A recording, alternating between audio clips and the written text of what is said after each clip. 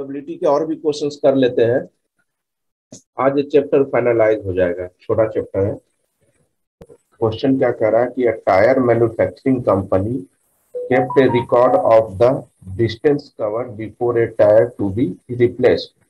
मतलब एक tyre company पूरे टायर का रिकॉर्ड रख रही है कि वह कितने गाड़ी किलोमीटर चलेगी ताकि टायर को रिप्लेस कर सके। Following table shows the result of the 1000 car 1000 car का रिजल्ट दे रखा है। Distance in less than 400 kilometre जो गाड़ियां चलती है, कितने नंबर ऑफ टायर है 210। 400 टू 900 जो गाड़ियां चलती है 325 टायर्स। 900 टू 1400 चलती है 385 टायर्स। और मोर देन 1400 किलोमीटर चलने वाला 80 टायर्स है। If you buy a tyre of this company का आपको टायर बाय करना है, what is the probability that. तो आपको प्रोबेबिलिटी निकालना है। पहला क्वेश्चन है it will need to be replaced before it has covered 400 kilometre. तो 400 किलोमीटर के पहले कितने टायर रिप्लेस होंगे उसकी probability. Second, it will last more than 900 kilometre. Third है it will need to replace after it has covered somewhere between 40 to 1400 kilometre. Fourth one is it will not to be replaced at all। और fifth one is it will not to be replaced। Total 5 question है। बताएं answer क्या क्या होगा, करो। आया किसी का आंसर? सर निकाल रही हूँ। हाँ निकालो। तो सिंपल क्वेश्चन है। जैसे अब फर्स्ट का क्या है कि it will need to replace before it has covered 400 kilometre. तो 400 किलोमीटर का क्या है आपका नंबर ऑफ टायर्स 210 है। तो नंबर ऑफ ट्रायल 210 अपॉन में टोटल कितना दे रखा है 1000। ये आपके हो गए 0 से 0 गया, दिस इज 0.21। ये हो गया फर्स्ट का आंसर आपका कंप्लीट। सेकंड क्या अगर बात करें तो सेकंड क्या कह रहा है it will last more than 900 kilometre. कहाँ जाना है अपने को, मोर देन 900 किलोमीटर। तो मोर देन 900 किलोमीटर में कौन कौन सा आ गया, ये आ गया 385 भी आ गया और 80 भी आ गया। मोर देन 900 तो कहीं भी जा सकता है, जा सकता है 1400 से भी ज्यादा हो जाएगा। तो इसका अगर प्रोबेबिलिटी निकाले 385 plus 80 number of trial upon total 1000। तो ये हो गया आपका 56465 अपॉन 1000। इसका आ गया 0.465 is the final answer. Third question क्या कह रहा है, it will need to be replaced after it has covered between 40 to 1400 kilometre. मतलब एक सॉरी ये 400 दे रखा है, 400 से 1400 किलोमीटर के लिए कवर अप किया। तो 400 से 1400 मतलब ये शुरू से हो जाएगा, क्योंकि 400 किलोमीटर से लेके 1400 किलोमीटर की बात कर रहा है।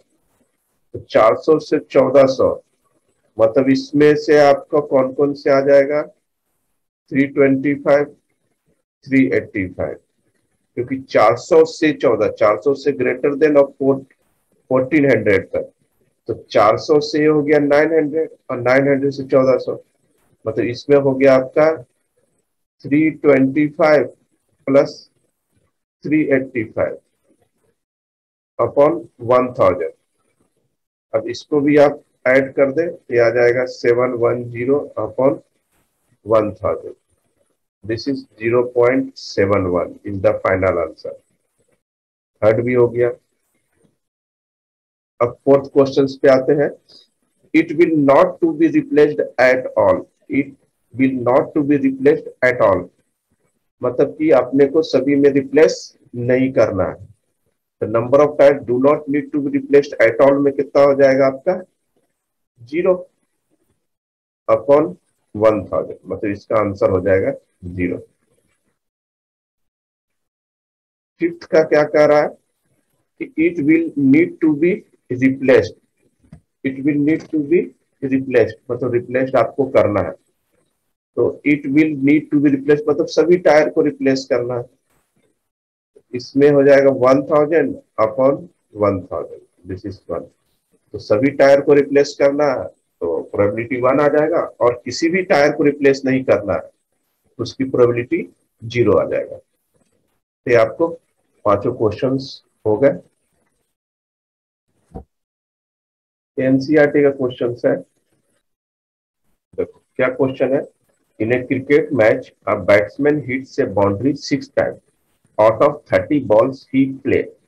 Find the probability that on a ball play, first question he hits boundary, he doesn't hit a boundary. बना? हाँ, क्या है आंसर? सर फर्स्ट वाले का 0.2 और सर सेकंड वाले का 0.8।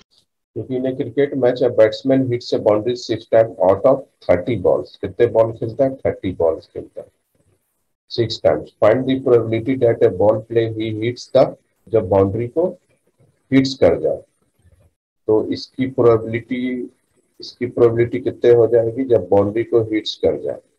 0.2 और ही डजंट हिट्स, ये क्या हो जाएगा? 0.8। क्योंकि एक जब आप निकाल लो तो दूसरा निकल जाएगा, क्योंकि ये हिट्स दी बाउंड्री और he doesn't hits the boundary, दोनों का सम ऑलवेज क्या हो गया? 1 होगा। तो हिट्स दी बाउंड्री 0.2 है तो दूसरा 1 माइनस 0.2 तो 0.8। तो फर्स्ट वाला कैसे निकाला माही, क्या किया फर्स्ट वाले में? सर उसने 6 बार बाउंड्री हिट करा तो सर 6/30 कर दिया। 6/30 ये हो गया आपका 1/5, यानी ये हो गया आपका 0.2। और सेकंड तो हो जाएगा जैसा मैंने बताया, 0.2 जब हिट्स द बाउंड्री और बाउंड्री नॉट हिट तो दिस इज 1, तो x बार बराबर 1 माइनस 0.2, दिस इज 0.8।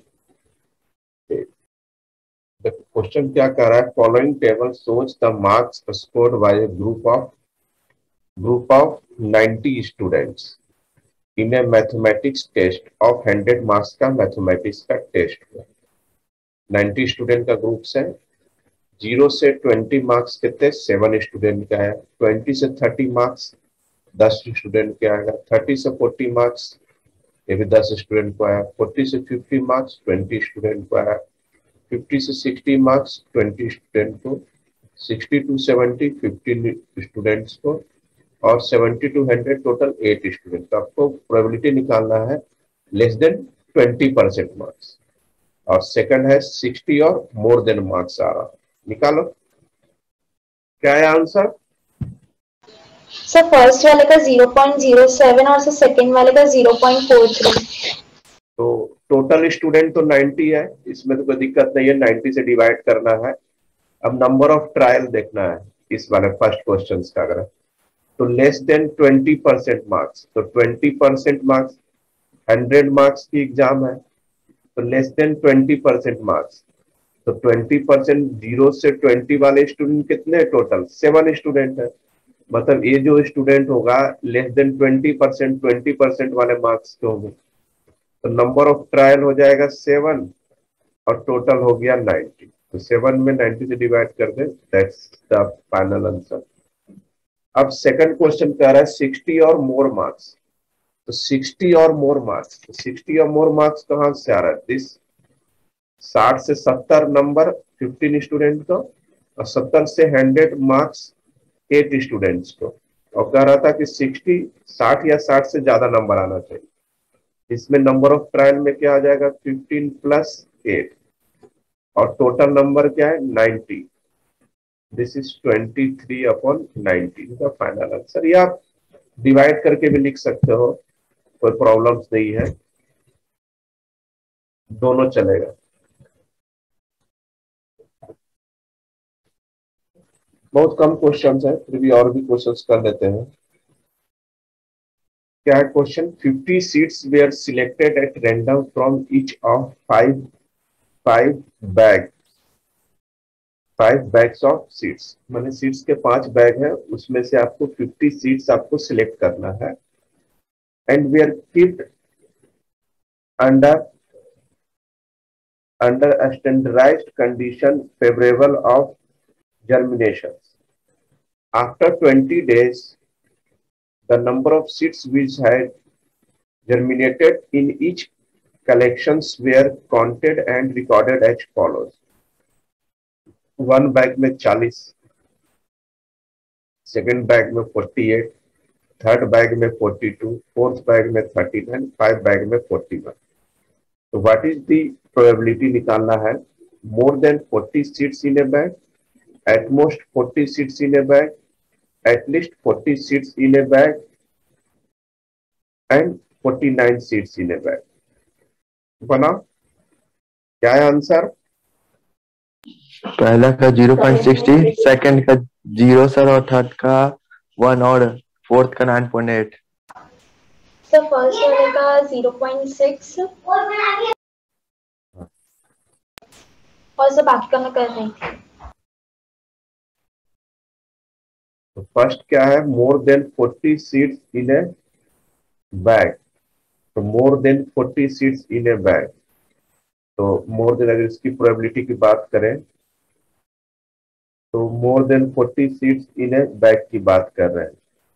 तो मोर देन 40 सीड्स मतलब क्या हो जाएगा आपका? ये हो जाएगा मोर देन 40। तो 40 वाले कौन सा है आपका?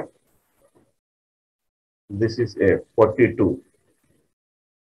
मोर देन 40 सीड्स मतलब कितने में कर रहा है? कितने टोटल सीड्स है आपका? 50 सीड्स है। 50 सीड्स में से 40 सीड्स करना है अपने को। ये हो जाएगा आपका, दिस इज 3/5। फिर है सेकंड क्वेश्चन है at most 40 seeds, at most 40 seeds in a bag. तो 40 सीड्स करना है, एटमोस्ट 40 सीड्स, ये हो जाएगा आपका 4/5। फिर एटलीस्ट 40 सीड्स, अब इसमें कर, उसमें एटमोस्ट था, इसमें एटलीस्ट कम से कम, at least 40 seeds in a bag. इसका भी वही हो जाएगा 4/5, मैंने 50 में से कम 40। और 49 सीड्स इन ए बैग, तो 49 सीड्स तो बैग में आएगा ही नहीं, क्योंकि उसमें आपको 5 बैग्स का सीड्स है, तो एक बैग में 49 तो आएगा ही नहीं ना। तो 0/5, ये हो जाएगा आपका 0। This is the final answer. और एक प्रोबेबिलिटी भी आपको फाइनलाइज हो गया, इससे ज्यादा क्वेश्चन है भी नहीं। प्रोबेबिलिटी आपका चैप्टर कंप्लीट हो गया।